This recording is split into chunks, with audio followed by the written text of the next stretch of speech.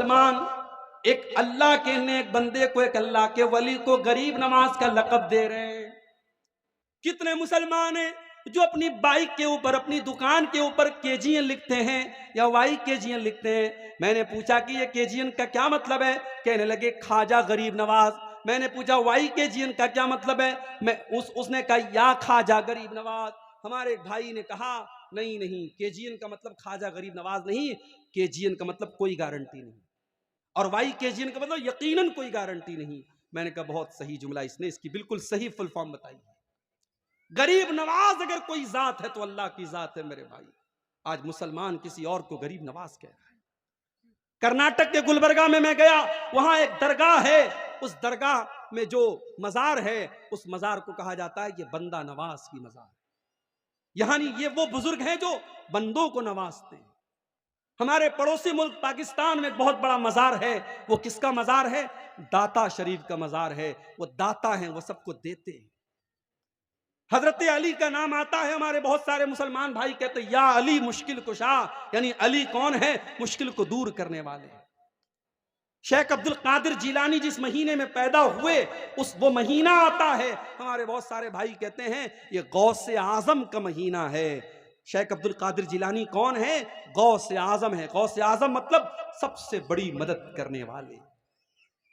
मेरे प्यारे साथियों, कान खोल करके सुन लो, अगर गरीब नवाज कोई है तो अल्लाह है, अगर बंदा नवाज कोई है तो अल्लाह है, अगर दाता कोई है तो अल्लाह है, अगर गरीबों को देने वाला कोई है तो अल्लाह है, अगर मुश्किल कुशा कोई है तो अल्लाह है, अगर गौसे आजम कोई है तो अल्लाह है। और मुझे एक सवाल का जवाब दे दो, जब शेख अब्दुल कादिर जिलानी अपनी माँ के पेट में थे, जब ख्वाजा मोइनुद्दीन चिश्ती अजमेरी अपनी माँ के पेट में थे, जब ये तमाम बुजुर्गान दीन अपनी माँ के पेट में थे, दुनिया में तो अभी आए भी नहीं थे, अभी तो दुनिया उनका नाम भी नहीं जानती थी।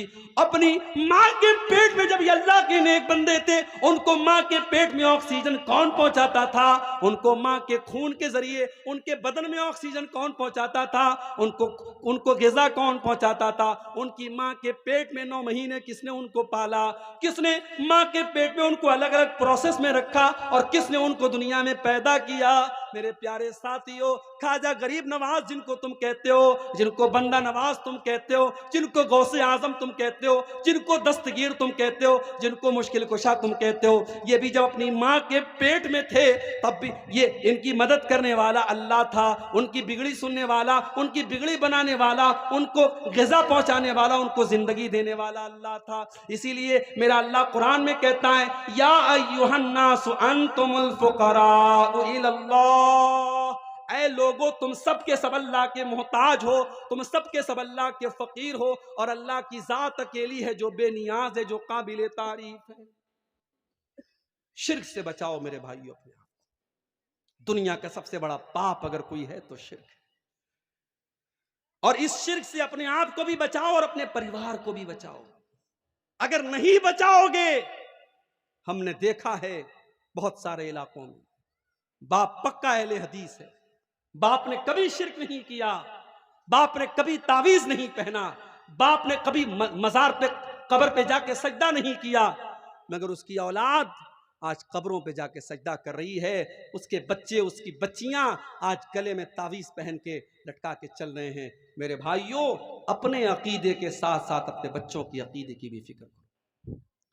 इब्राहिम अलैहिस्सलाम को देखो, इब्राहिम अलैहिस्सलाम जब अपने लखते जिगर इस्माइल को और अपनी बीवी हाजरा को जब मक्का की बियाबो गया सरजमीन पे छोड़ के जाने लगे, अपने बच्चे को, अपनी बीवी को छोड़ के जाने लगे, इब्राहिम अलैहिस्सलाम अल्लाह की बारगाह में दुआ करते हैं, वइज़ क़ाला इब्राहिम रब्बि जअल हाज़ल बलद आमिना, ऐ अल्लाह इस मक्का शहर को तू अमन वाला बना दे, चैन वाला बना दे, वजुनुबनी व बनिया अन नअबुदल असनाम, और ऐ अल्लाह तू मुझे और मेरी औलाद को हमेशा शिर्क से बचाना, ऐ अल्लाह मुझे और मेरी औलाद को हमेशा बुत परस्ती से बचाना, ऐ अल्लाह मेरी औलाद कभी शिर्क न करे, मेरी औलाद कभी बुत परस्ती न करे, ऐ अल्लाह मेरी औलाद को हमेशा तू शिर्क से महफूज रखना।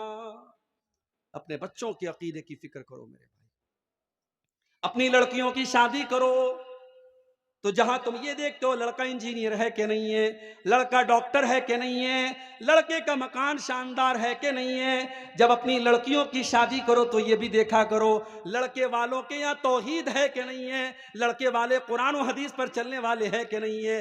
कहीं ऐसा तो नहीं हमने जिंदगी भर अपनी बच्ची को शिर से बचाया और मेरी बच्ची वहां जाकर के मजार पे जाकर के उसको सजदा करना पड़ेगा।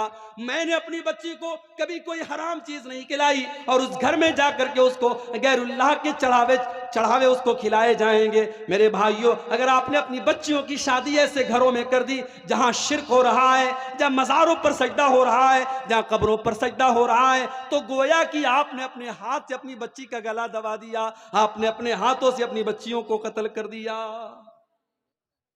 दुनिया में अपने बच्चों को कत्ल कर देना उतना बड़ा गुनाह नहीं है जितना बड़ा गुनाह अपने बच्चों को जहन्नम की आग में झोंक देना है। मेरे भाइयों, अपने साथ साथ अपनी औलाद के अकीदे की और तौहीद की फिक्र और आगे बढ़िए। समाज को सुधारना है, समाज की इस्लाह करना है। दूसरा काम आपको क्या करना है? पहला तो समझ गए आप, शिर्क से बचाना है। दूसरा काम क्या करना है? कुरान से ये उम्मत आज बहुत दूर हो गई है। मेरे नौजवान साथियों, अपने दिल पर हाथ रख के बताना, आखिरी बार आपने कुरान कब पढ़ा था? ओ मेरी प्यारी माँ बहनों, जरा ईमान से बताना कि आखिरी बार आपने कुरान कब पढ़ा था? हमारे कितने नौजवान हैं जिन्होंने आखिरी बार कुरान रमजान के महीने में पढ़ा था? दूसरा रमजान आने वाला है, बीच में एक बार भी फुर्सत नहीं मिली कि कुरान को उठा करके पढ़ सके। ओ लोगों, व्हाट्सएप पर तो रोज तुम अपने दोस्तों के मैसेज चेक करते हो और फेसबुक के ऊपर तो डेली देखते हो कितने लोगों ने लाइक किया, कितने लोगों ने डिसलाइक किया, तुम्हारी पोस्ट को कितने लोगों ने देखा, तुम्हारे स्टेटस को कितने लोगों ने देखा। ओ मेरी बहनों, तुम इंस्टाग्राम पर कोई चीज पोस्ट करके देखती हो, हमारी पोस्ट को कितने लोगों ने लाइक किया। ओ लोगों, ये कुरान भी तो अल्लाह का कलाम है, ये कुरान भी तो अल्लाह का मैसेज है, ये कुरान भी तो अल्लाह का पैगाम है। इस कुरान को तुम खोलने की जरूरत क्यों नहीं महसूस करते हैं? कुरान को क्यों नहीं पढ़ते? मेरे भाई, कुरान को हमने बरकत की किताब बना दिया, कुरान को हमने गले में तावीज बना के लटकाने की किताब बना दी। वो बड़ी अच्छी एक नज्म है, बच्चों के किताब में आपको मिल जाएगी, सिलेबस में। ताकों में सजाया जाता हूं, धो धो के पिलाया जाता हूं, आंखों में बसाया जाता हूं, हर वाज में सुनाया जाता हूं। कुरान बरकत की किताब बना के रख दिया गया, ताकों में सजा दिया गया, आंखों में बसा लिया गया।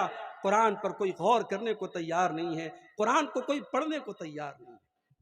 ओ मेरे भाइयों, मेरी बहनों, आज कुरान का बांग्ला भाषा में भी अनुवाद हो चुका है, कुरान का इंग्लिश में भी ट्रांसलेशन मौजूद है, कुरान का उर्दू में भी तर्जमा मौजूद है। जो भाषा आपको आती हो, जो लैंग्वेज आपको आती हो, उस जुबान में कुरान को समझने की कोशिश करो, कुरान को पढ़ा करो, कुरान पर गौर किया करो। ये बड़ी बरकत वाली किताब है। अल्लाह कुरान में कहता है, वक़ाल रसूल या रब्बि इन्न कौमी इत्तखज़ू हाज़ल कुरान महजूरा।